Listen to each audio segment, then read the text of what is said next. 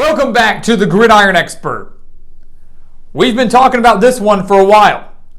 A huge ACC Atlantic showdown between number 5 Clemson and number 21 Wake Forest in Winston-Salem. A game that could very well determine who wins this division.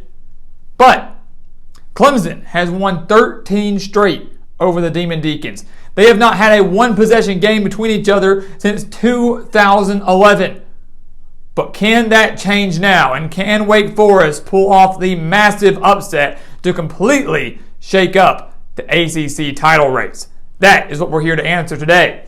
So again, welcome back to the Gridiron Expert, guys, ready to predict and analyze this battle between the Tigers and the Demon Deacons. As always, please continue to like, comment, subscribe, share our videos, and check out everything down in the description below, including those expert picks over on our website, thegridironexpert.com. Make sure you go check those out, guys. Some of the best college football and NFL spread picks in the entire country.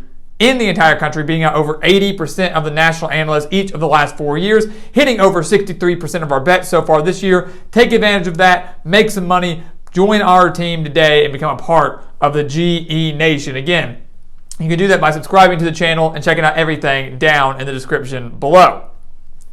So let's go ahead and jump into the analysis here, guys. I mean, first thing we want to talk about is obviously how big this game is. We've been saying, you know, the ACC Atlantic for us for a while has been a 3-team race between Clemson, Wake Forest, and NC State. You might be able to throw Florida State in that mix now, but in terms of the ranked teams, we've got Clemson, Wake Forest, and NC State. And how those 3 teams fare against one another very well could determine who wins the ACC Atlantic. Last year, Wake Forest won the Atlantic Division. They didn't even beat Clemson, but they beat NC State, who did beat Clemson. All those tie-breaking things ended up sending Wake Forest to the ACC title game where they fell to Pittsburgh. But last year, Wake Forest was the 10th ranked team in the country. They traveled to Death Valley.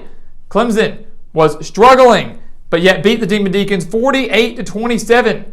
21-point victory over a top 10 team. Did it behind the strength of their defense. Can they do it again? Or can Wake Forest pull off the massive upset at home, very similar to what NC State did against Clemson around this time last year? We take a look at the offense. Clemson, guys, pretty balanced offensively. For all the hate that they get, all the criticism they get, they're pretty balanced. 243 passing yards per game, 182 rushing yards per game. DJ Uiagalelei has thrown for 662 yards and 5 touchdowns, and has thrown for over 200 yards in every game, completing 64.8% of his passes. So it's one of those things where, do I believe that if they put in Cade Klubnik as quarterback, will the Clemson offense take off? 100%. I believe he is the difference maker. I think he could take this Clemson offense to the next level, and they wouldn't have to deal with so many struggles. I think they'd move the ball way more effectively than they have. But you can play devil's advocate and say, hey, if it ain't broke, don't fix it. You're completing nearly 65% of your passes. You've thrown for over 200 yards in every single game we've played this year. Over 600 yards, 5 touchdowns, taking decent care of the football. Why take out a veteran quarterback in DJ Uiagalelei, who has started all of last year, has started this year? Why take him out and put in Klubnik? That's, you know, Tiger fans are torn on that. But right now, DJ is the quarterback, and he has not given Dabo Swinney a reason to pull him yet. Although this will be the first true test for Clemson on Saturday. The main guy for Clemson's offense is their running back, Will Shipley. He's the star.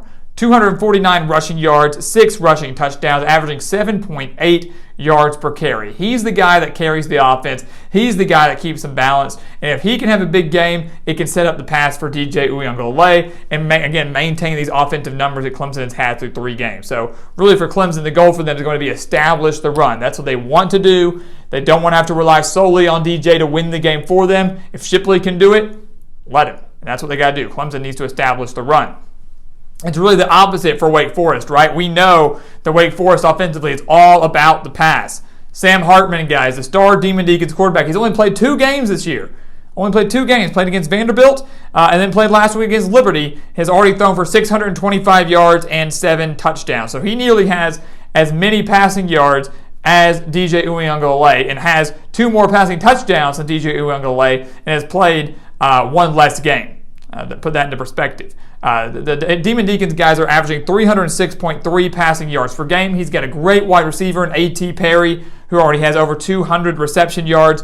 This offense is significantly more explosive than Clemson's. They love to air it out. They love to go fast, averaging 42 points per game. The million-dollar question, though, guys, is can the Demon Deacons exploit this Clemson defense? Can they exploit the Clemson defense? Because right now, Wake Forest is pretty one-dimensional. It's pass, pass, pass, pass, pass.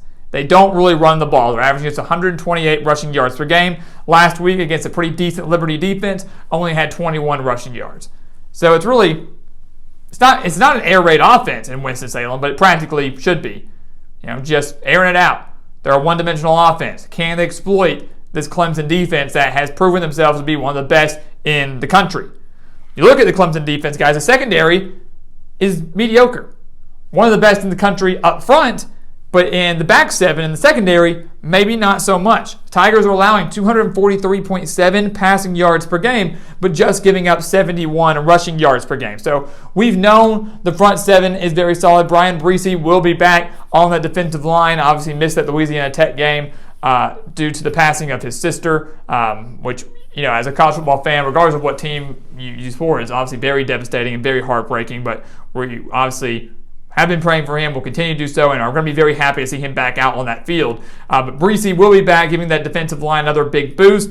Not that they really needed him against Louisiana Tech, but the front seven is solid. It's the secondary that we knew would be the concern and the weakness for Clemson if there was going to be one on the defense. And they've got to improve that against this high-octane passing attack. But you look at Dabo Swinney's defensive squad, they already have 7 takeaways so far this year. They're constantly creating pressure on the quarterback, and that's something that Wake Forest has to be prepared for, does Wake Forest have the line to protect Sam Hartman, to give him time to deliver the throws, and can Sam Hartman take care of the football? And Wake Forest committed, 3 turnovers last year when they played Clemson? You do that again, you're not going to win, no doubt about it. So, Clemson's defense, the goal is, don't stop the run. Wake Forest can't run anyways. It's to create pressure on Sam Hartman. Don't let yourself get beat deep, and really have some short drives for the Demon Deacons. Don't get beat deep. Don't let them have long, sustained drive. Get them off the field as quick as possible. When you look at Wake Forest, the defense is the emphasis area, right? That is the area that needed improvement heading into the year. That's the area that needs improvement when they face the elite teams in the ACC. So far, they're giving up just 23.7 points per game and just 314.7 total yards per game, which ironically is the exact same number as Clemson. So both defenses are giving up 314.7 yards per game this year. Obviously a little bit different for the Demon Deacons, though, number-wise. They're giving up just 192 through the air. They're giving up over 120 on the ground. What is their key? It's relatively similar to that of Clemson. It is to force DJ Uyunglele into mistakes. Force him into mistakes. They do need to find a way to shut down Will Shipley in the ground game. There's no doubt about that. They've got to shut down the ground game. But if you can force DJ into mistakes, which we've seen he's been prone to do, get the pressure on him, force him to create a few turnovers. Again, the Demon Deacons have forced 8 turnovers so far this year. They have 9 sacks in 3 games this year. If they get after him, the Demon Deacons offense, I believe, can take advantage of that, turn them into points, especially if they have a short field. That's going to be the key for them. So both teams have to get after the quarterback. They've got to force the opposing quarterbacks into mistakes. The problem is that's Clemson's only key. That's all they have to do. And on top of that, Wake Forest has to get after the quarterback, but also has to find a way to shut the run. And here's why. Our final analysis here. Again, last year is last year. Doesn't have anything to do with this year. But it can play a little bit of a role, right? These two teams are still relatively similar and returned a lot of the personnel they had from 2021. Last year, Clemson in Death Valley won 48-27. The Clemson defense forced 3 turnovers. They scored 14 points off of those turnovers. And on top of that, they allowed 370 passing yards. Not great, but had 333 rushing yards of their own. Wake Forest could not stop the Clemson run game for anything. So DJ Uyunglele didn't have to do much. The pressure was off of him. The defense carried their load, took one of the best offenses in the country, held them to 27 points, forced them into 3 turnovers. Sam Hartman threw for nearly 400 yards. It didn't matter because those turnovers allowed Clemson to jump out to a huge lead. The defense held their ground, and they could chew up the clock and have long, sustained drives because of their run game that had over 300 rushing yards on the day. That ultimately is the key. If Clemson follows that same recipe, they will win this game, even though it is in Winston-Salem.